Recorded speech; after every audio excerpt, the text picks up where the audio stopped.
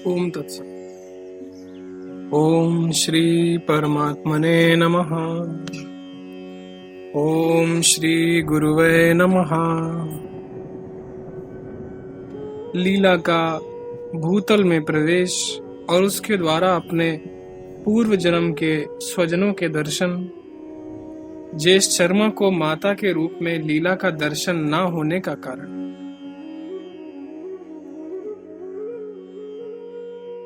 श्री वशिष्ठ जी कहते हैं, रघुनंदन, आकाश से किसी पर्वती ग्राम को जाती हुई उन दोनों स्त्रियों ने उसी भूतल को देखा जो ज्ञान की देवी सरस्वती के मन में था, जिसे वे लीला को दिखाना चाहती थी। सागर, बड़े बड़े पर्वत, लोकपाल, स्वर्ग, आकाश और भूतल से परिवेष्टित जगत के मध्य भाग का अवलोकन करके मानव कन्या रानी लीला ने तुरंत ही अपने मंदिर के आधारभूत पर्वती ग्राम का वह स्थान देखा। इस प्रकार वे दोनों सुंदरियां जहां राजा पद्म रहते थे, उस ब्रह्मांड मंडल से निकलकर दूसरे ब्रह्मांड में जा पहुंची, जहां वशिष्ठ नामक ब्राह्मण का घर था। वे दोनों ही स्त्रियां सिद्ध थीं। उन्होंने दूसरे लोगों से अदृश्य रहकर ही ब्राह्मण के निवास भूत मंडप को, जो उनका अपना ही घर था, देखा। वह घर गृह स्वामी के वियोग से हतप्रभ हो गया था। उसके मुख अर्थात द्वार की कांति करुणा से व्याप्त थी और उसका विनाश निकट था। रघुनंदन, सुंदरी लीला चिरकाल तक सुंदर ज्ञान का अभ्यास करने के कारण देवता की भांति सत्य संकल्प और सत्य काम हो गई थी। वह जो चाहती थी वही हो जाता था। उसने सोचा, ये मेरे बंधुजन मुझको और इन देवी सरस्वती को साधारण स्त्री के रूप में देखें। उसके ऐसा संकल्प करते ही उस घर के लोगों ने वहां दो दिव्यांगनाओं को देखा, जो उस घर को अपनी प्रभा से उद्भासित कर रही थी। वे दोनों लक्ष्मी और पार्वती की जोड़ी सी जान पड़ती थी। तदनंतर ज्येष्ठ शर्मा ने घर के अन्य लोगों के साथ यह कहकर कि आप दोनों वन देवियों को नमस्कार है, उन दोनों के लिए पुष्पांजलि छोड़ी। उस समय ज्येष्ठ शर्मा आदि बोले, वन देवियों, आप दोनों की जय। निश्चय ही आप हमारे दुखों का नाश करने के लिए आई हैं, क्योंकि प्रायः दूसरों का संकट से उद्धार करना ही सत्पुरुषों का अपना कार्य होता है।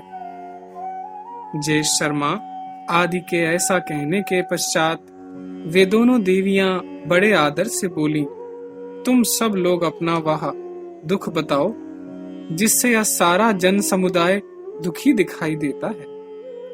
तब उन ज्येष्ठ शर्मा आदि ने उन दोनों देवियों से क्रमशः ब्राह्मण दंपत्ति के मरण रूप अपना सारा दुख निवेदन किया। ज्येष्ठ शर्मा आदि बोले, देवियों, यहाँ दो ब्राह्मण पति पत्नी रहते थे, जिनका आपस में बड़ा स्नेह था। वे यहाँ पधारे हुए सभी लोगों का आतिथ्य सत्कार करते थे। हमारी इस कुल परंपरा के प्रवर्तक भी वे ही थे। द्विजातियों की मर्यादा के तो वे स्तंभ ही थे। वे ही दोनों हमारे माता पिता थे। इस समय पुत्रों, बंधु बांधवों और पशुओं सहित इस घर को त्याग कर वे दोनों स्वर्गलोक को चले गए हैं। इससे हमें तीनों लोक सूने दिखाई देते हैं। इसलिए देवियों, आप दोनों पहले हमारे इस शोक का निवारण करें, क्योंकि महात्माओं के दर्शन कभी निष्फल नहीं होते। पुत्र जेश शर्मा जब ऐसा कह चुका, तब माता लीला ने अपने हाथ से उसके मस्तक का स्पर्श किया। उसके उस स्पर्श से जेश शर्मा के दुख, दुर्भाग्य रूपी संकट का तत्काल निवारण हो गया। घर के सभी लोग उन दोनों देवियों के दर्शन से अमृत पीने वाले देवताओं के समान दुख से मुक्त हो दिव्य शोभा से संपन्न हो गए। श्री राम जी ने पूछा, भगवान, माता लीला ने अपने पुत्र जेश शर्मा को उसकी माता के रूप में ही उसे क्यों नहीं दर्शन दिया? आप पहले मेरे इस संदेह का ही निराकरण कीजिए। श्री वशिष्ठ जी ने कहा, रघुनंदन, मनुष्य जैसी भावना करता है उसके अनुसार ही इन पदार्थों का अभ्यास जनित स्वरूप दिखाई देता है। किसी भी पदार्थ का वास्तव में कोई एक रूप नहीं है। लीला ने तो यह यथार्थ ज्ञान प्राप्त कर लिया था कि पृथ्वी आदि भूतों का अस्तित्व कदापि नहीं है। चेतन आकाश रूप जो ब्रह्म है, वही कल्पना द्वारा मिथ्या प्रपंच रूप से प्रकट हो भासित हो रहा है। उसका जेश शर्मा के प्रति पुत्र संबंधी स्नेह नहीं रह गया था, इसलिए उसे अपनी माता के रूप में लीला का दर्शन नहीं हुआ। सर्वत्र सभी रूपों में केवल एक चेतन आकाश स्वरूप परब्रह्म परमात्मा ही विराजमान है।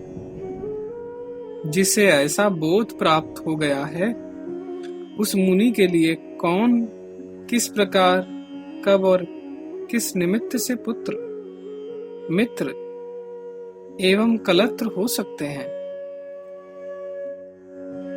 दृश्य प्रपंच तो सृष्टि के आदि में ही उत्पन्न नहीं हुआ। जो कुछ प्रतीत हो रहा है वह अजन्मा ब्रह्म ही है। ऐसे यथार्थ ज्ञान वाले लोगों को राग द्वेष से युक्त दृष्टि कैसे प्राप्त हो सकती है? शेष अगले भाग में। जय सीताराम।